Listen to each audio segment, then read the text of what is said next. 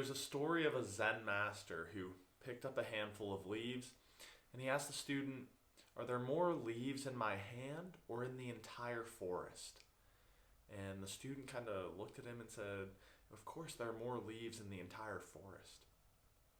And the Zen master said, "The leaves in my hand represent the wisdom that leads to the end of suffering." So this is the idea that there are really infinite things that we can study, and as a species, as humans, we're pretty good at that. We think about chemistry, biology, languages, arts, math, all the sciences, even within math, right? There's algebra, geometry, calculus. But if we really examine what subjects fundamentally impact our quality of life and our moment-to-moment lived experience, I argue that there's actually quite few subjects that really matter. And most of them have to do with understanding the nature of the human condition and understanding the mind. And that's because the mind is the mechanism that translates the external world into internal experience. Right? The mind essentially creates reality. So something happens outside, someone says a comment, and you interpret it one time as like a compliment or a joke, and you feel really good and you have this great experience. They say the same exact thing, but your mind interprets it as an insult, and you feel this pain and anger. Right? So no matter what the external experience is, the experience of it internally occurs within our mind. And so, if we want to change our lives, change the quality of our lives, change our experience, I think it makes sense to focus on understanding and training the mind. And that's where meditation practice comes in, right? Mindfulness practice is ultimately the practice of exploring your own mind, understanding the nature of it, the tendencies, and training it to cultivate these more positive states of mind. So I've spent probably over about 2,000 hours now in meditative and contemplative practice. I lived as a Zen monk. I teach about mindfulness, and I just wrote my book on how to stick to meditation, which is what this video is about, and I'll include some information on that down below.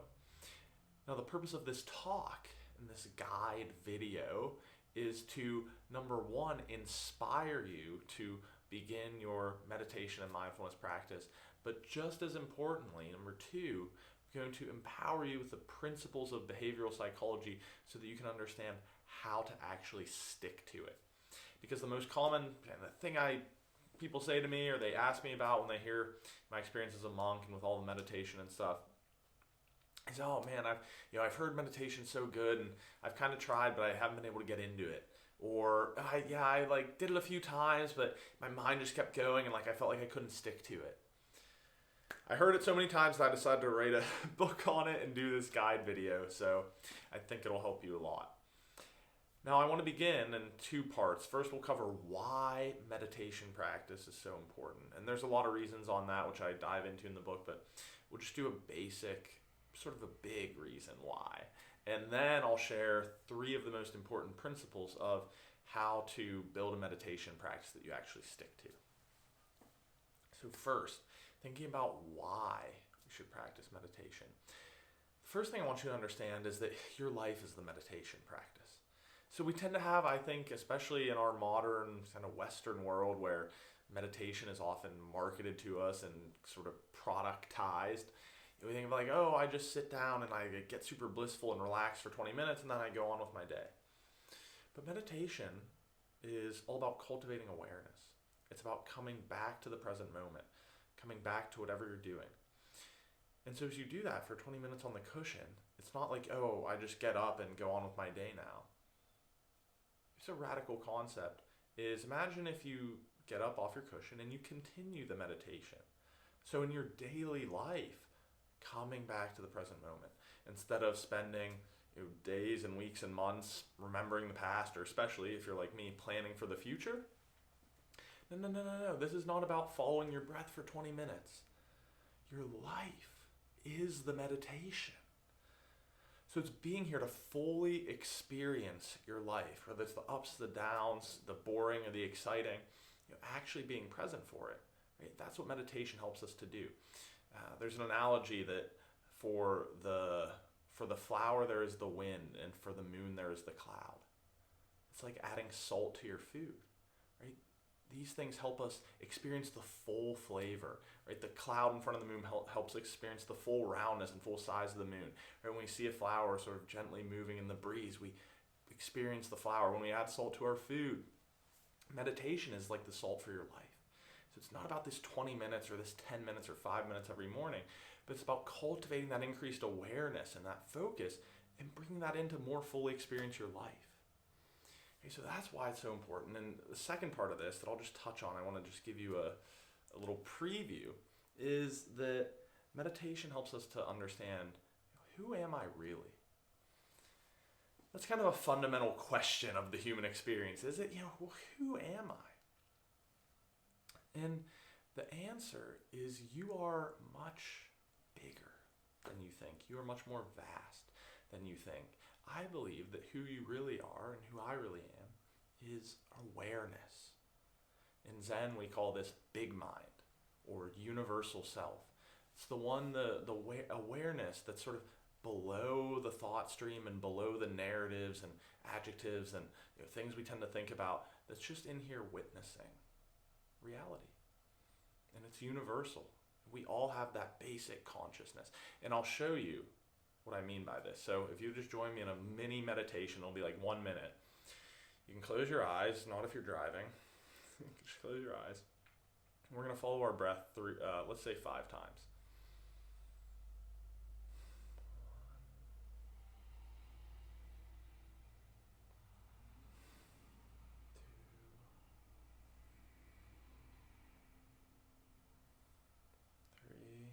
Feel it in through the nose. It's a little bit cooler on the in-breath and hotter on the outside. Right? It's an interesting experience. Now, as you continue to follow your breathing, just try to imagine saying your name to yourself. Right? You don't have to say it aloud, but just say your name in your own mind. Okay. You can keep the meditation going. Follow the breath in and out. So cool through the nostrils on the inhale and a little warmer on the exhale. And whatever you do, don't think about a pink house. Do you think about it? Okay, you already failed the meditation. I'm kidding. Okay, so you have a few more breaths. And now open your eyes and kind of come back to the room, to the video. And this is very important. What I want you to notice, first, when I asked you to think of your name, did you hear it? So you heard your name. Well, who heard it? Interesting. And then when I specifically told you not to think of a pink house, and you saw a pink house, right? You were the one who saw the thought. So this is what I'm talking about with big mind. So who am I really? This fundamental awareness and consciousness. You are not your thoughts. That alone might be the most important thing that meditation practice will teach you. You are not your thoughts. You are not the narratives or adjectives you attach to yourself. You're the one who experiences your thoughts. Descartes said, I think, therefore I am. And I'm pretty sure he was a little off base there. So what about the thoughts without a thinker, right? What about the one who sees the thoughts? I saw that pink house. I heard my name. So that's your fundamental self, universal self. Kind of like the blue sky that contains the clouds, contains the stars, contains the sun, all within that space. Right? You are vast. You're way beyond. And the reason I think that's so important is because if you can get in touch with this awareness that's been there since you were 2 years old, 4 years old, 5 years old, 20 years old, right? The sort of part of you that's been there through all the memories, right, below the surface, that witness, when you can step back and get in touch with that, there's incredible peace there. There's incredible solidity, stability, equanimity, groundedness, right? And ultimately joy. So being in touch with this sort of vast awareness, right? And if you can go through life like that, you're through all the ups and downs, the push and pull of emotions and thoughts, right? But you know that you're not identifying with them, It's an incredibly peaceful and joyful way to live life. So that was a little out there. Let's bring it back to earth here. And I'm going to share, why this is so important, right? Your life is the meditation, and it helps you to get in touch with this sense of expansiveness and peace and awareness of who you really are, right? The one witnessing your experience of reality. And there are 3 rules. I mean, there are more rules than this I talk about in my book, but 3 main rules that you're going to want to follow now that you're invested in this meditation practice if you actually want to stick to it. So, the first one is make it easy. Okay? That means simply starting with something like 10 minutes and some sort of meditation practice that you actually enjoy doing. So if you really, really struggle with just sitting there and trying to follow your breath, maybe you do mindful walking. Maybe you have a guided audio like Headspace or something. Whatever it is, we're trying to start with something that's so easy we can do it every single day. Because the biggest mistake we make when building any sort of new habit is we start with something huge. I want to run a marathon, so I'm going to go out and do 10 miles a day. And maybe if you're really disciplined, you do that for 3 days. But what happens? Your body shuts down. Same with meditation. If you try to sit and just zen, sit for an hour a day, I can barely even do an hour. It's tough. You want to quit while it's still easy. And that's how you build up this sense of intrinsic motivation. So start with something that's so easy, so short, and enjoyable that you can do it every single day, easily. That's the first rule. Second rule is schedule it first thing in the morning. So there's 2 parts to that one, the scheduling it. That's making an appointment with yourself, time blocking it.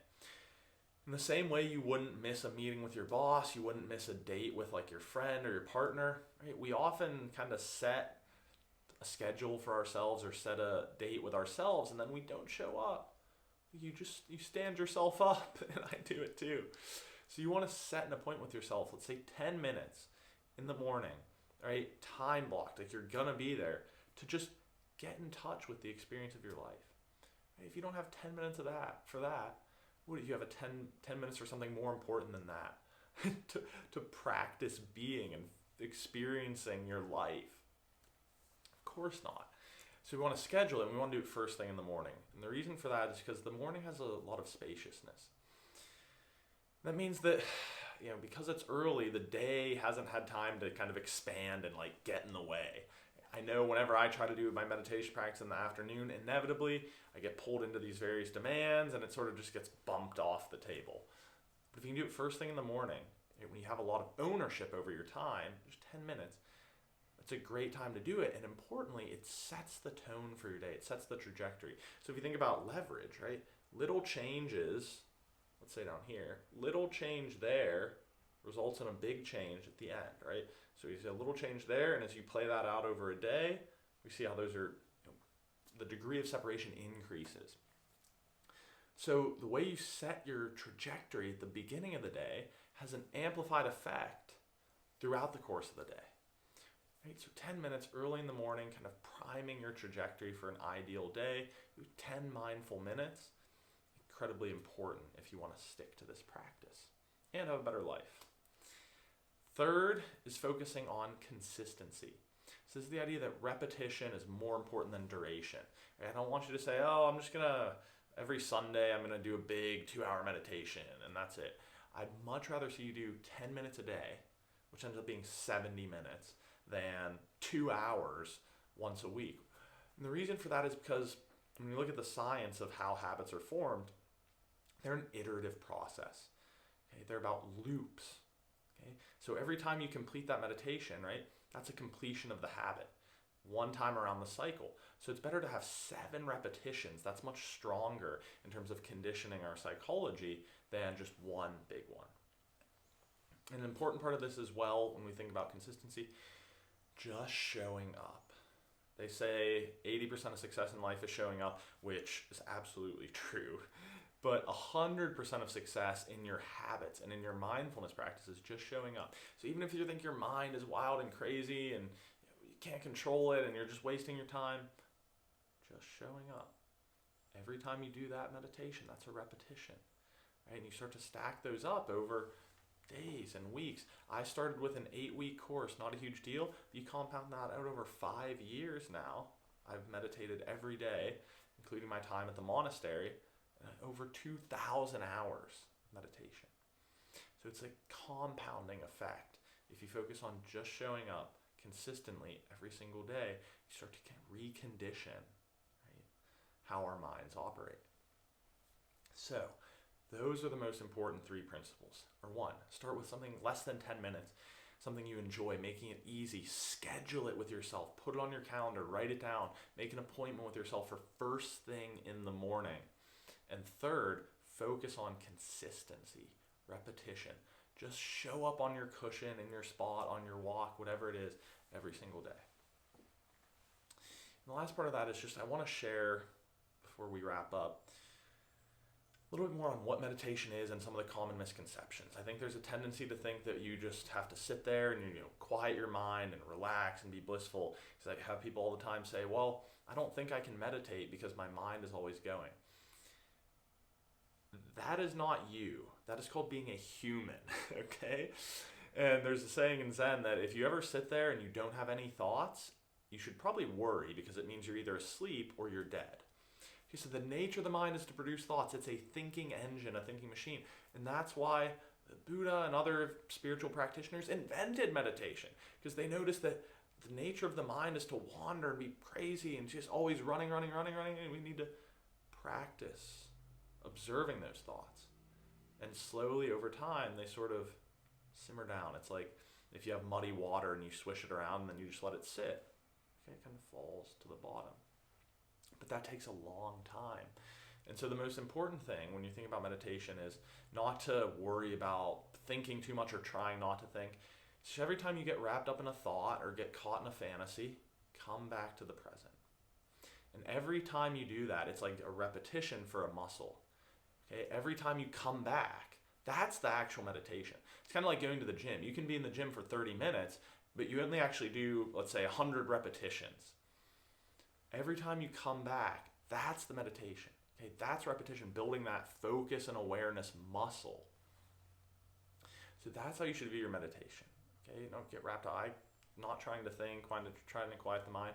It's one continual process of getting lost in thought and coming back. Getting lost, coming back. Getting lost, coming back, right? We start to flow with that. That's what meditation really is. And really, almost anything can be a practice like that for you. It can be listening to music you like. It could be, like I said, walking. It could be stretching. It could be dancing. It could just be sitting, trying to follow your breath, trying to do body scans. There are a lot of practices I share in the book and other resources. But that's an important overview as you start so that you don't get discouraged and you have the right orientation towards your meditation practice. So give you a lot there. There's a lot more in the book, but it's about 80 pages, very short, practical, hands-on guide that you can get started with right away. If you're interested, like I said, there's information below. And what I'll leave you with is this. We talked about how there are very few things in this world that really shape our fundamental quality of life, right? Our lived experience, happiness and suffering. And it's really about understanding and training the mind. Okay? So the mind is the mechanism, the lens through which we experience reality. So they say that we don't see the world as it is. We see the world as we are. Right? So if you want to change your world, you have to start by changing your mind. And that's what meditation practice is all about. So let's stick to it.